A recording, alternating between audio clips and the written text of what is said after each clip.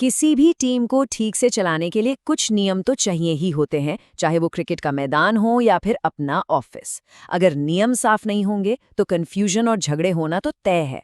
तो आज हम यही समझने वाले हैं कि किसी ऑफिस के लिए एक ऐसी नियम पुस्तिका कैसे तैयार होती है जो सबके लिए एक समान और निष्पक्ष हो।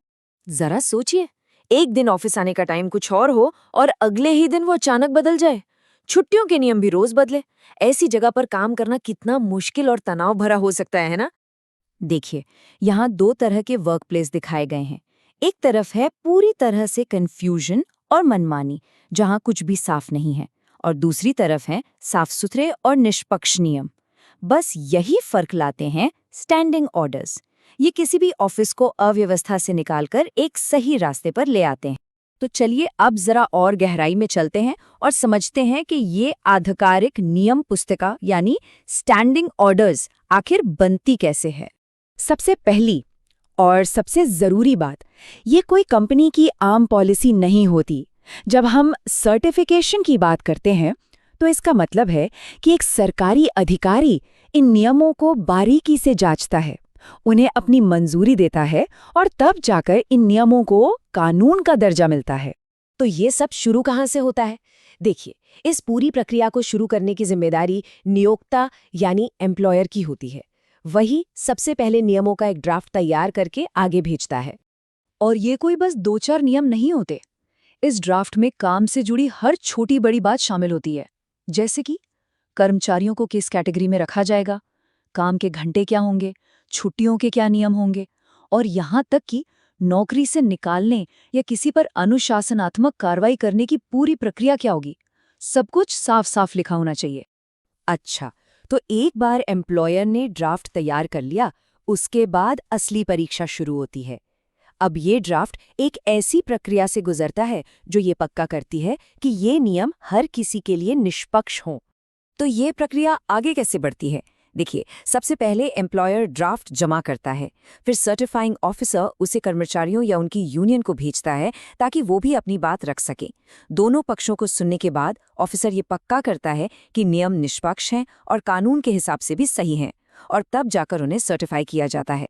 इस पूरी कवायद का, इस पूरी मेहनत का मकसद सिर्फ एक है, ये सुनिश्चित करना कि हर एक नियम निष्पक्ष हो, तर्कसंगत हो और कानून के दायरे में हो। सर्टिफाइंग ऑफिसर का काम सिर्फ स्टैंप लगाना नहीं है।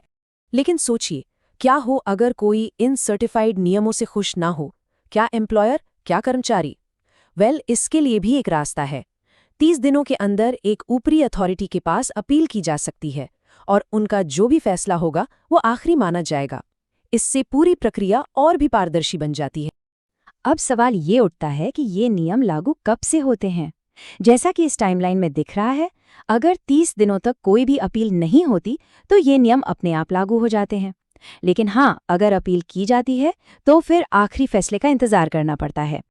एक बार सर्टिफिकेशन पूरा हो गया तो इन नियमों को जो ताकत मिलती है वो कमाल की है।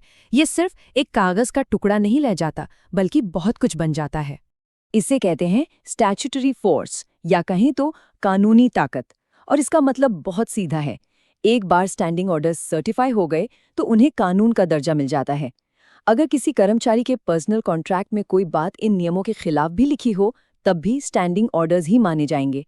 और ये बात सिर्फ हम नहीं कह रहे, बल्कि देश की सबसे बड़ी अदालत यानी सुप्रीम कोर्ट ने भी एक ऐतिहासिक फैसले में इस पर अपनी मोहर लगाई है।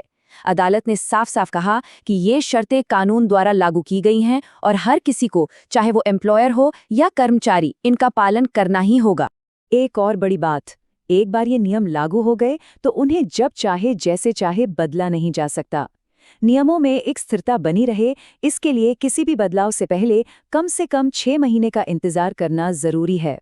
और हाँ, 6 महीने बाद भी ऐसा नहीं है कि कोई अपनी मर्जी से कुछ भी बदल दे। इसके लिए भी एक तय प्रक्रिया का पालन करना होता है। या तो दोनों पक्ष सहमत हों या फिर से सर्टिफिकेशन के लिए आवेदन किया जाए। इससे नियमों में एक स्थिरता बनी रहती है। तो आखिर में इन सब बातों का मतलब क्या है? इस पूरी प्रक्रिया का असली फायदा क्या है? ये नियम पुस्तिका किसी भी ऑफिस के लिए इतनी जरूरी क्यों है? आसान शब्दों में कहें तो ये सिस्टम एकरूपता लाता है, यानी नियम सबके लिए एक जैसे होते हैं। ये पारदर्शिता लाता है ताकि किसी को कोई कंफ्यूजन ना रहे। और सबसे बढ़कर यह निष्पक्षता और स्थिरता पक्की करता है, जिससे ऑफिस में काम करने का माहौल बहुत बेहतर और सुरक्षित बनता है। इस विश्लेषण को खत्म करते हुए एक सवाल सोचना बहुत जरूरी है। किसी भी कार्यस्थल पर जो नियम हैं, वो सिर्फ एक कागज पर लिखे हैं या उन्हें वाकई कानूनी मान्यता मिली हुई है? क्योंकि यही कानूनी मान्यता ही निष्पक्षता की असली नींव है।